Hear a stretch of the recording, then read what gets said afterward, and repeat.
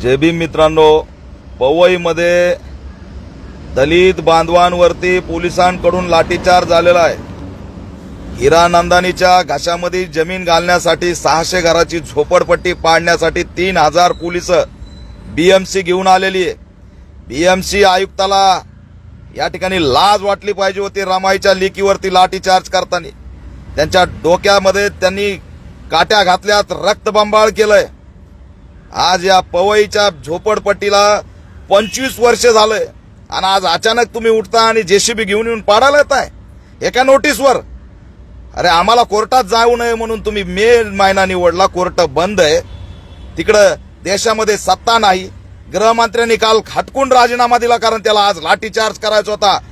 देवेंद्र फडणवीस हे तुमचं षडयंत्र होतं, तुम्हाला माहित होतं आज या ठिकाणी लाठीचार्ज करायचा आहे म्हणून तुम्ही या ठिकाणी आज राजीनामा देऊन मोकळे झाले, जणू तुमचा आणि या घटनेचा संबंध नाही। पण ही घटना तुम्ही घडवण्यासाठीच काल राजीनामा देण्याचं नाटक केलेलं आहे। आज आमच्या रमाईच्या लेकींचं डोकं फोडून तुम्हाला काय मिळालं? शेकडो हजारो लोक त्या ठिकाणी फक्त 4-5 दिवसाची मोहलत मागत होते की 5 दिवस द्या, कोर्ट उघडलं की आम्ही स्टेसाठी अर्ज करू आणि कोर्ट जो निर्णय देईल त्याच्यावरती आम्ही ठाम राहू। पण तुम्ही कोर्टाची संधी साधली, गृहमंत्री पदाचा राजीनामा दिला, राज्य सरकार नाही, केंद्र सरकार नाही, या ठिकाणी महानगरपालिकेमध्ये प्रशासक आहे, आयुक्ताची मनमानी आहे। हिरानंदानीच्या घशात घालण्यासाठी दलितांच्या अंगावरती लाट्या मारताना तुम्हाला लाज वाटली नाही का? आज दुपारून काही क्षणात उद्या पाऊस पडणार आहे, या पावसाळ्यात तुम्ही घर उद्ध्वस्त करताय दलितांचे, जेसीबी घेऊन येताय, 3000 पोलीस आणताय, सीआरपीएफ, एसआरपीएफ, दंगल पथक। अरे निरागस निशस्त्र लोकांवरती तुम्ही या ठिकाणी बेछूट लाठीचार्ज करताय। या घटनेचा आम्ही निषेध करतोय।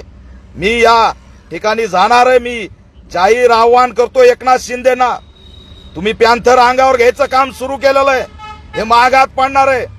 बिल्डरसाठी तुम्ही जर दलितांवर लाठीचार्ज करत असाल तर तुम्हाला हे महागात पडेल। गृहमंत्री देवेंद्र फडणवीस राजीनामा देऊन या ठिकाणी पळून जाण्याचं ढोंग करू नये। तुमच्या पोलिसांनी लाठीचार्ज केला, कशासाठी केला, कुणाच्या इशाऱ्यावर केला, काय गरज होती?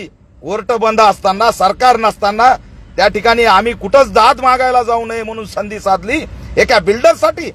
मुंबईमध्ये हजारो जमिनीवरती अतिक्रमण आहे, कुणाच्या गांडीत दम नाही ते अतिक्रमण काढायची। बीएमसी आयुक्त आणि दलितांच्या लेकरांचं तुम्ही या ठिकाणी अतिक्रमण काढायला आलात पावसाळ्यात।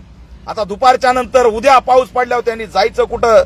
बेघर आया लेकरांचा ताव सुद्धा तुम्हाला दिसला नाही। तुम्ही मानवतावादी नाहीत, तुम्ही असणारे बिल्डर धार्जिन आहेत। हिरानंदानीसाठी चाललेली महानगरपालिका आहे, बिल्डरसाठी चाललेली महानगरपालिका आहे। आमच्या आया बहिणीवरती लाठीचार्ज करताना लाज कशी वाटली नाही याची सखोल चौकशी झाली पाहिजे।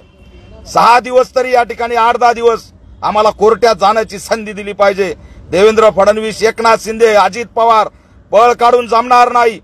तुम्ही असणारं सायलेंट राहून हिरानंदानीच्या बाजूने भूमिका घेतल्याचं यातून दिसतंय। त्या ठिकाणी भयभीत झालेला आहे समाज। मी महाराष्ट्रभर या ठिकाणी आंदोलन करणार आहे। आमच्या आया बहिणीच्या रक्ताचा बदला घेतल्याशिवाय राहणार नाहीत। त्या सर्व अधिकाऱ्यांचं निलंबन झालं पाहिजे। लाठीचार्ज करणाऱ्या आयुक्तांना काय गडबड आहे? आणखी सरकार स्थापन झालं नाही, केंद्रातलं सरकार स्थापन झालं नाही, राज्यात त्या ठिकाणी गृहमंत्र्यांनी राजीनामा दिलाय, काय गडबड काय? कोर्ट बंद आहे, कोर्टामध्ये जायला आम्हाला संधी मिळत नाही आणि तुम्ही मे महिन्याचा कोर्ट बंद असल्याचा फायदा घेऊन या ठिकाणी स्टे आणतील म्हणून आज अचानक कारवाई करता, हे आम्ही कदापि खपून घेणार नाहीत। याचा आम्ही निषेध करतो आणि या लवकरच मी यांना भेटायला जाणार आहे, पोहोचणार आहे, माझ्या आया बहिणींना विचारपूस करणार आहे। झोपडपट्टीचा त्या ठिकाणी प्रश्न उद्ध्वस्त केलेला या सगळ्याच मंडळींनी आज कुणी पुढे येणार नाही, कारण निवडणुका काल संपल्यात। घ्या मतदान अमुक, मतदान टमुक, कुणी येतोय, कुणी बोलतोय, कुणी लढतोय, कुणी येणार नाही। साधं आज 2 महिने झालं ते